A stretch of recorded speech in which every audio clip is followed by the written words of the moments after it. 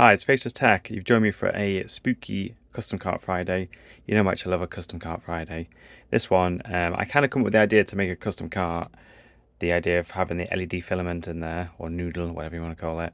And then I was like, what kind of game can I put in this? I was going to go with Alone in the Dark, because it's, the sort of in the dark theme. It's kind of like a flashlight, a torch. And then I thought, no, I like the idea of having cartridges that don't exist in real life that are real. So I picked this Resident Evil remake, unreleased game. I found I ordered just randomly. I just mostly ordered like Pokemon games, repro cartridges, and I ordered a crystal one, Pokemon Crystal. This come and it was a 4 MB MCB5 mapper cart, and I was like, oh, that's good because this is a 4 MB game. So I slapped that on it, made the custom cart. Label and stuff, and yeah, here we are. I'll show you the innards now. Let's put the light on. Put the innards of it. It's quite basic, really.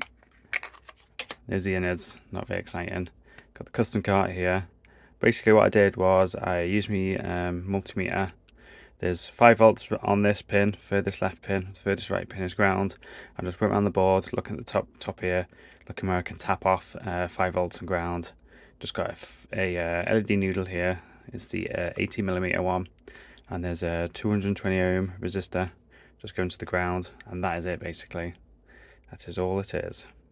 And just a custom cart. I've used the sort of the full screen, the KB cart shell. This is just a box art that I found on the internet, and then that's it really. Obviously I'll release all the design files and stuff as usual. But yeah, hopefully it'll give someone else some inspiration and maybe make some other kind of car. I'm not sure what other game you could really do other than with this kind of light sort of theme. I don't know. That's for you to decide. But yeah, thanks for watching. Bye.